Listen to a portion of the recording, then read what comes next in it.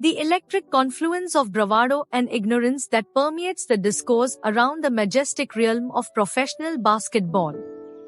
What a spectacle it is when the uninitiated dare to traverse the hallowed grounds where only the creme de la creme of athletic prowess dare to tread. Everybody hates that guy on TikTok. Everybody hates that guy on Twitter. But also simultaneously, everybody loves being that guy. Okay? Everybody loves being the guy who uses emancipatory language, who uses academic terms, who uses like intersectionality in an effort to like bring the conversation back down to me, my own personal feelings. And it is so cynical to utilize an entire group of individuals for that purpose, to be like, you know what? This isn't just about me. This is about how the entirety of the Black community is feeling, actually. All Black people feel this way, actually. I'm a Black person and you have to listen to me. It's like, no, I don't. I don't have to listen to you at all. You're delusional. Shut the fuck up. Okay?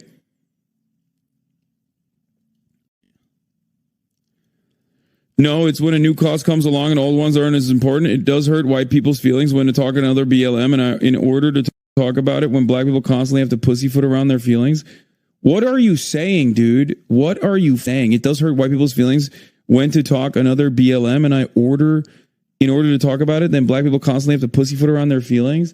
Okay, you just said that sucks. You just said that sucks, and now you're just being like, and Palestinians should also experience that? Is that what you're saying? While simultaneously being like, yeah, the active ongoing, I don't really give a shit about. Is that what you're saying? Is that what it is? Some of you, I could jiggle some keys in front of you, and you would be like, oh my God, this is the most entertaining, most enthusiastic I've ever felt about anything. Okay? No, that it's not Olympics. Okay, then why the f*** you bring this up?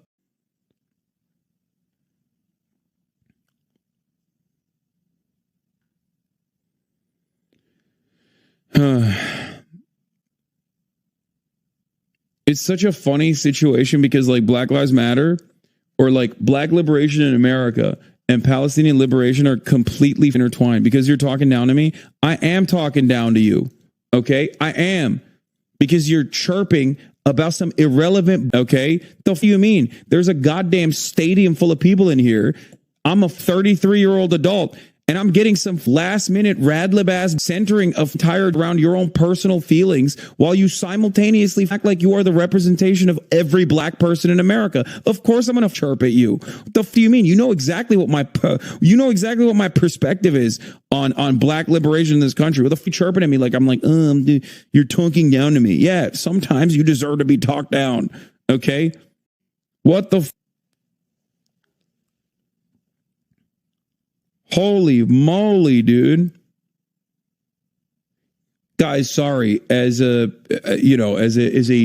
disabled Black trans woman, I can no longer be pro-Palestine because apparently people are chirping on TikTok. Like, what? Okay, cool. All right. Like, what are we doing? What's going on? What's happening? It is especially stupid because, one, everybody despises this like identity politics, tone policing, nonsensical bullshit. That's number one. But it's so goddamn effective. It is so effective. Okay? It is so selfish, but it's so goddamn effective, especially in like circles that try to be as woke as physically humanly possible, where people genuinely don't want to be disruptive. They genuinely don't want to be harmful to marginalized communities that they are not a part of. Okay? I don't play that game. Okay, you could take it to the DSA meetups if you want. You can snap all you want at the DSA meetups. We don't play that game here. Okay, it's so stupid.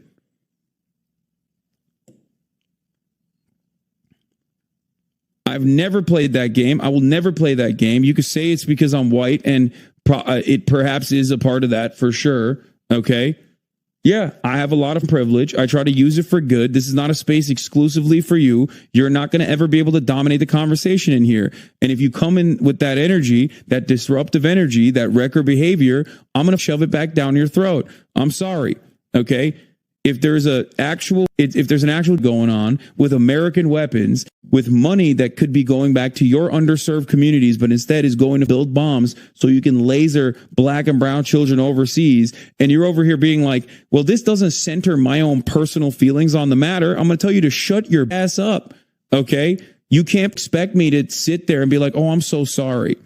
Let me clean up the language real quick. You're right, actually. Let me lean into your own personal delusions about like what you saw on TikTok. It's ridiculous. Okay? Everybody hates that guy on TikTok. Everybody hates that guy on Twitter. But also simultaneously, everybody loves being that guy. Okay? Everybody loves being the guy who uses emancipatory language, who uses academic terms, who uses like intersectionality in an effort to like bring the conversation back down to me, my own personal feelings.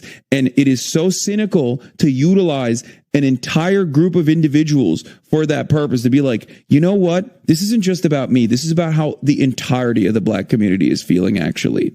All black people feel this way, actually. I'm a black person and you have to listen to me. It's like, no, I don't. I don't have to listen to you at all. You're delusional. Shut the fuck up. Okay?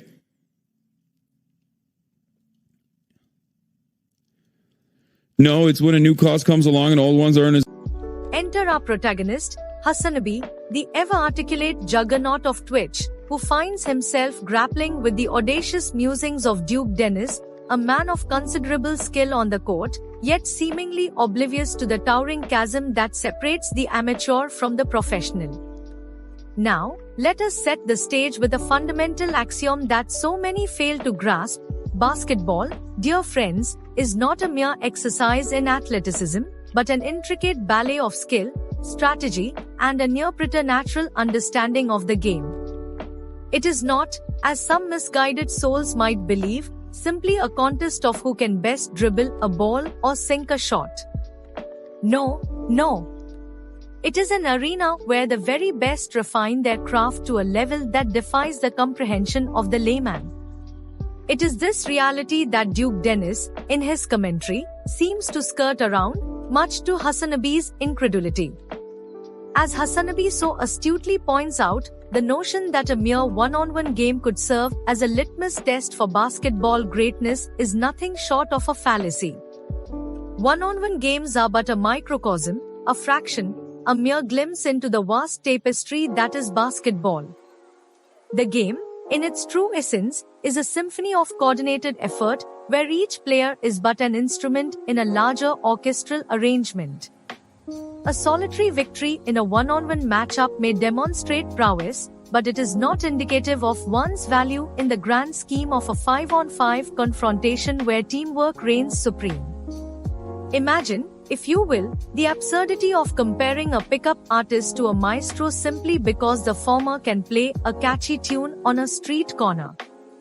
Such is the folly of those who believe that besting an opponent in a one-on-one scenario somehow elevates one to the upper echelons of basketball greatness. The truth, as HasanAbi elucidates with the precision of a surgeon's scalpel, is that the worst player in the NBA, yes, even the bench warmers, the practice squad members, the so-called scrubs, exists in a stratosphere that is light years beyond the reach of any amateur player. To think otherwise is to indulge in the most egregious form of hubris. It is to ignore the blood, sweat, and tears that have been shed on the hardwood by those who have honed their craft to the razor's edge. The NBA is not merely a league, it is the pinnacle of basketball achievement, a crucible where only the most elite survive and thrive. The skill gap between an NBA player and the average person is so vast, so incomprehensible, that it might as well be an abyss.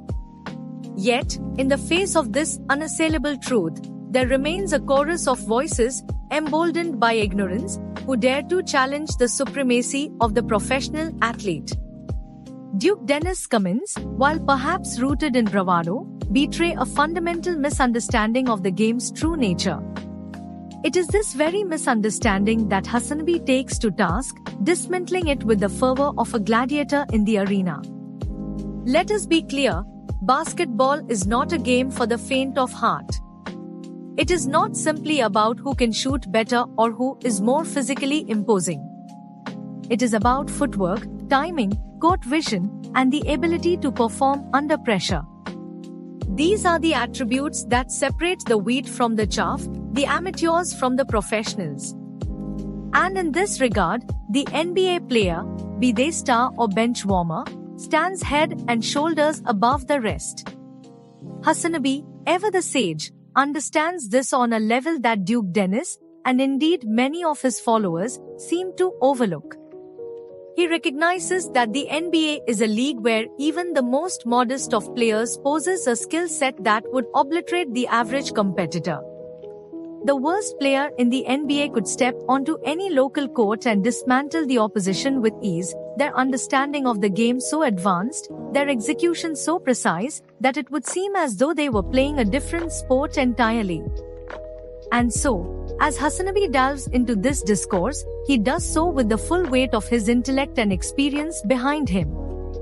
He is not merely engaging in idle chatter, he is laying down the gauntlet, challenging the misconceptions that so often plague discussions of athletic prowess.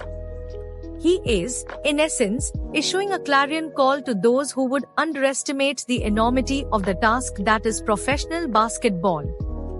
In conclusion, the debate around the relative merits of one-on-one basketball versus the team game is one that will likely persist for as long as the sport exists.